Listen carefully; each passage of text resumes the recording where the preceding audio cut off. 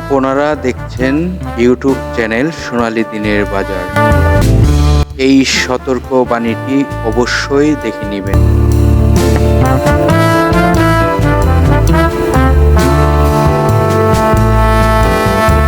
প্রিয় দর্শক, আজকের ভিডিওর টপিকটি আপনারা ইতিমধ্যে ফলো করেছেন। দেখুন, আজকে যে শিরোনামটি আপনারা দেখেছেন, যে টপিকটি দেখেছেন, সেটি খুবই গুরুত্বপূর্ণ একটি আলোচনা হতে যাচ্ছে। আর ইতিমধ্যে আপনারা এই টপিকটি দেখে বুঝতেই পারতেছেন স্টকটি আসলে অনেক কারেকশন হয়েছে। এই স্টক ভালো না হলে আর কোন স্টক ভালো হবে? দেখুন, আজকে যে স্টকটি নিয়ে আপনাদের সাথে আলোচনা করতে যাচ্ছি, সে স্টকটি খুবই গুরুত্বপূর্ণ আলোচনা জানাবো। এবং এই স্টকটি এত ভালো একটি স্টক, এত কম প্রাইসে চলে আসছে, যেটি প্রতিটি বিনিয়োগকারী দেখতে পারলে, স্টকটির আলোচনাগুলো শুনতে পারলে আমার মনে হচ্ছে বিনিয়োগকারীরা উপকৃত হবে। তাই ভিডিওটি না টেনে পুরো ভিডিওটি দেখার চেষ্টা করুন এবং যে তথ্যগুলো আপনাদেরকে জানাবো, সে তথ্যগুলো আপনাদের জানা প্রয়োজন। যদিও স্টকটিতে বিনিয়োগ করতে আগ্রহী নাও হয়ে থাকেন, তারপরও আমি বলবো এই স্টকটির আলোচনাটি আপনি জেনে রাখুন। এবং এই স্টকটি থেকে এমন কিছু গুরুত্বপূর্ণ তথ্য আপনাদেরকে জানাবো, যে তথ্যগুলো আপনারা জানতে পারলে আশা করি আপনারা খুবই উপকৃত হবেন। এই স্টকটির জানাবো আরএসআই কত, জানাবো স্টকটির সাপোর্ট কোথায় রয়েছে, জানাবো এই স্টকটির রেজিস্ট্যান্স কোথায় রয়েছে। দেখুন, সর্বপ্রথম আপনাদেরকে একটি ক্লিয়ারেন্স বার্তা দিতে চাই। আপনারা জানেন, গত বুধবারের কার্যদিবসটি আমরা ইতিমধ্যে ফলো করেছি। মার্কেটের একটি আপট্রেন্ডে যাওয়ার জন্য প্রস্তুত হয়েছে এবং মার্কেট এই কারেকশন যে শেষ হয়ে আপট্রেন্ডে যাওয়ার জন্য এই যে একটি ক্যান্ডেল তৈরি হওয়া প্রয়োজন, সেটি কিন্তু অলরেডি হয়ে গেছে। তো আমি আশা করি আপনারা রিসেন্টলি আমরা আগামী সোমবার থেকে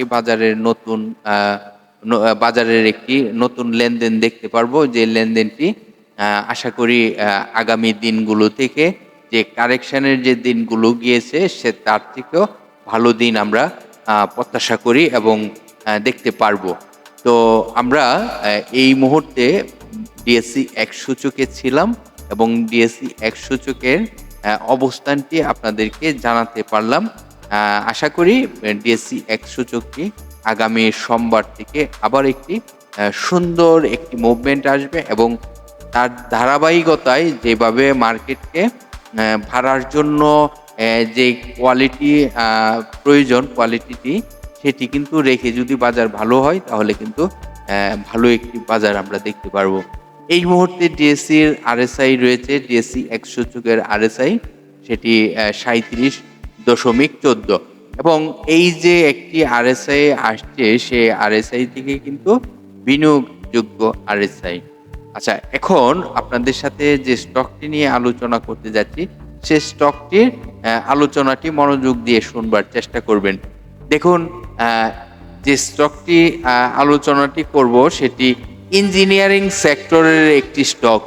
এই স্টকটি তার বুধবারের ক্লোজিং ছিল 26 টাকা 40 পয়সা। স্টকটির ন্যাপ রয়েছে 52 টাকা 43 পয়সা। এখন বুঝতেই পারতেছেন এই স্টকটির প্রাইস কোথায় আর তার সম্পদ মূল্য কোথায়, অনেক ব্যবধান। এবং এই স্টকটি কিন্তু জুন ক্লোজিং একটি স্টক। এই কোম্পানিটির ফার্স্ট কোয়ার্টারে 36 পয়সা লস করেছিল, সেকেন্ড কোয়ার্টারে 66 পয়সা আয় করেছে এবং থার্ড কোয়ার্টারে 1 টাকা 1 পয়সা আয় করেছে। এই কোম্পানিটি এখন যে তার ভালো হবে, সেটি কিন্তু আমরা ইতিমধ্যে বুঝতেই পারতেছি এবং তার আইটিও কিন্তু ভালো হচ্ছে। তো এই কোম্পানিটি, যে কোম্পানিটি নিয়ে আজকে আলোচনা করতে যাচ্ছি, সেই কোম্পানিটি হলো, আপনারা নামটি কিন্তু স্ক্রিনে দেখতে পারেন। আসলে আপনারা অনেকভাবে কিন্তু প্রশ্ন করেন যে আপনারা আসলে স্টকের নাম আগে কেন বলেন না, স্টকের নামগুলো কেন আগে বলি না, কেন বলতে চাই না, এটি আপনাদেরকে বোঝানোর জন্য। দেখুন, এটি কখন বলা প্রয়োজন সেটি কিন্তু আমি ইতিমধ্যে যে ভিডিওগুলো পাবলিশ করে আসছি, সেখান থেকে কিন্তু আমি বুঝতে পারি যে অনেকেই কিন্তু আমাদের স্টকের নাম শুনেও কিন্তু ক্ষতিগ্রস্ত হয়। কারণ এই যে পুরো আলোচনাটি সে জানতে পারে না, পুরো আলোচনাটি সে বুঝতে পারে না। আমি কি নেগেটিভ আলোচনা শুরু করে দিতেছি না পজিটিভ আলোচনা শুরু করে দিতেছি সেটি কিন্তু কোনো বিনিয়োগকারী বুঝতে চায় না। আ অনেকেই বেশিরভাগই খুবই তাড়াহুড়া থাকে, খুবই তাড়াহুড়া। যে আমি ভিডিওতে স্টকের নামটি শুনলাম, শুনে চলে গেলাম। যে এই স্টকটি নিয়ে আমি অন্যকে জিজ্ঞেস করি যে এই স্টকটি কেমন হবে? আসলে এই যে ভিডিওতে স্টকটি নিয়ে কি বুঝাতে চাচ্ছি, কি বুঝতে আপনি চাচ্ছেন সেটি কিন্তু না বুঝে চলে গেলেন। কিন্তু ভাই ১০ টা মিনিট যদি ৫ টা মিনিট যদি ৬ টা মিনিট যদি ৮ টা মিনিট যদি সময় দেন, আশা করি আপনি নিজেই উপকৃত হবেন। এটি কিন্তু আমি আপনাকে অ্যা এ এইভাবে ধরে বেঁধে বেঁধে আপনাকে বোঝাতে পারবো না। আপনাকে নিজের দায়িত্ব নিয়ে, নিজের আগ্রহ নিয়ে বুঝতে হবে। এটি আপনাদের কাছে অনুরোধ। দেখুন আজকের আলোচনার যে স্টকটি জিপিএস ইস্পাত, এই স্টকটি নিয়ে আলোচনা করিতেছি। এই স্টকটি খুবই ভালো একটি স্টক এবং এই স্টকটি কিন্তু বাজারে ভালো একটি চাহিদা ছিল এবং এখন আবার চাহিদা হচ্ছে। তো আজকের আলোচনা স্টকটি জিপিএস ইস্পাত। আপনারা মনোযোগ দিয়ে আলোচনাটি শুনুন। আমি কিন্তু এই স্টকটির আরো গুরুত্বপূর্ণ আলোচনা আপনাদেরকে জানাবো। এই কোম্পানিটি আপনারা জানেন বিগত ১ বছরের মধ্যে সর্বনিম্ন প্রাইস আসে ৳২৪ এবং সর্বোচ্চ প্রাইস হয় ৳৪৪.৮০। এই কোম্পানিটি পূর্বেই বলেছি ইঞ্জিনিয়ারিং সেক্টরের একটি স্টক।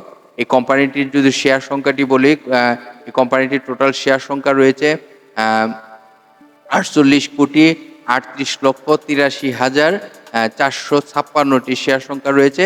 আর এই কোম্পানিটির ডিভিডেন্ড হিস্টোরিটি যদি আপনারা দেখেন ভালো অবস্থানে রয়েছে এবং এই কোম্পানিটি ২০১২ সালে বাংলাদেশ পুঁজিবাজারে তালিকাভুক্ত হয়। বর্তমানে এই কোম্পানিটি এক ক্যাটাগরিতে লেনদেন চলিতেছে। এই কোম্পানিটি পাবলিকের হাতে এই মুহূর্তে ৩৫.৭% রয়েছে। আর এই কোম্পানিটির শর্ট টাইম এবং লং টাইমের কিন্তু লোন রয়েছে। আপনারা যদি এই কোম্পানিটির আরো বিস্তারিত তথ্য জানতে চান তাহলে এই কোম্পানিটির একটি ওয়েবসাইট রয়েছে। সেখানে ক্লিক করে আপনারা জানতে পারেন এই কোম্পানিটির আরো অনেক তথ্য। এখন আমরা চলে যাব এই কোম্পানিটির আরএসআই কত, এই কোম্পানিটির সাপোর্ট কোথায়, রেজিস্ট্যান্স কোথায়? দেখুন এই কোম্পানিটি নিয়ে যদি আপনাদেরকে বলি যে পাবলিকের হাতে কি পরিমাণ শেয়ার সংখ্যা রয়েছে। পাবলিকের হাতেও কিন্তু ভালো পরিমাণের শেয়ার সংখ্যা রয়েছে যেখানে প্রায় ১৭ কোটির মতন শেয়ার সংখ্যা রয়েছে পাবলিকের হাতে। আজকের আলোচনার যে স্টকটি জিপিএস ইস্পাত, এই কোম্পানিটির আরএসআইটি যদি আপনাদেরকে সর্বপ্রথম বলি, আরএসআই রয়েছে ৪৫.৫৬। এটি বিনিয়োগযোগ্য আরএসআই এবং এই স্টকটির কোথায় সাপোর্ট, কোথায় রেজিস্ট্যান্স সেটি যদি আপনাদেরকে বলার চেষ্টা করি এবং মার্কেটে এই স্টকটিকে এখন খুবই গুরুত্ব সহকারে দেখতে হবে প্রতিটি বিনিয়োগকারীর। কেন দেখতে হবে? এই স্টকটি দীর্ঘদিন যাবৎ আপনারা ইতিমধ্যেই দেখতে পারতেছেন কারেকশন হয়েছে এবং এখন আপট্রেন্ডে যাওয়ার জন্য প্রস্তুত হয়েছে। তো এখন বিনিয়োগকারী যদি হয়ে থাকেন তাহলে এই স্টকটিকে আপনার চয়েসে রাখতে পারেন। যদি সাপোর্টের কথা বলেন যে কোথায় আবার যদি কারেকশন হয়, সাপোর্ট কোথায়? দেখুন এখন যদি আপনি সাপোর্টের চিন্তা করেন তাহলে এই স্টকটিতে বিনিয়োগ করতে পারবেন না। কারণ এই স্টকটি আর কারেকশন হওয়ার মতন স্টক নয়। এখন আপট্রেন্ডে যাওয়ার মতন স্টক। কারণ এই স্টকটি অনেক কারেকশন হয়েছে। এখন তার আপট্রেন্ডটি আপনারা জানতে পারেন যেটি রেজিস্ট্যান্স যে আপট্রেন্ড গিয়ে কোথায় আবার একটু স্লো হতে পারে। দেখুন এই স্টকটি এই মুহূর্তে আমি বলব যদি সে আপট্রেন্ডে যায় তাহলে তাকে যে রেজিস্ট্যান্সটি আমরা ফলো করব সেটি হলো কত হতে পারে। এই রেজিস্ট্যান্সটি যদি ব্রেকআউটও করতে পারে তাহলেও স্টকটি পরবর্তী রেজিস্ট্যান্সে কোথায় যেতে পারে। পরবর্তী রেজিস্ট্যান্সটি আমরা পরেই বলি। আপাতত কততে যেতে পারে এবং যাওয়ার সম্ভাবনা রয়েছে সেটি আপনাদেরকে জানানোর চেষ্টা করি। দেখুন এই স্টকটি সর্বপ্রথম আমরা বলবো যে ৳২৯.৫০ রেজিস্ট্যান্সটিতে যাবে এবং ৳২৯.৫০ যে রেজিস্ট্যান্সটি সেটি যদি ব্রেকআউট করতে পারে তাহলে পরবর্তী রেজিস্ট্যান্সে যাওয়ার জন্য প্রস্তুত হবে। পরবর্তী রেজিস্ট্যান্স আশা করি সেটিও যাওয়ার সম্ভাবনা থাকবে। যেখানে ৳৩৩ আশেপাশে তার রেজিস্ট্যান্স হতে পারে, কিন্তু পরবর্তী রেজিস্ট্যান্সটি আপনাদেরকে পরবর্তী সময়ে বলবো। কারণ এখন আমরা ৳২৯.৫০ যে রেজিস্ট্যান্সটি সেটিকে ফলো করব। কারণ ৳২৯.৫০ রেজিস্ট্যান্সটি যখন ব্রেকআউট করবে তখনই তার পরবর্তী স্টেশন হবে। তো আমরা আশা করি ৳২৯.৫০ রেজিস্ট্যান্সটিকে ফলো করব এবং এই রেজিস্ট্যান্সটি ব্রেকআউট করলেই কিন্তু পরবর্তী রেজিস্ট্যান্সটি আপনাদেরকে উল্লেখ করার চেষ্টা করব। হয়তোবা আপনারা যে কোনো ভিডিওর কমেন্টে কমেন্ট করবেন।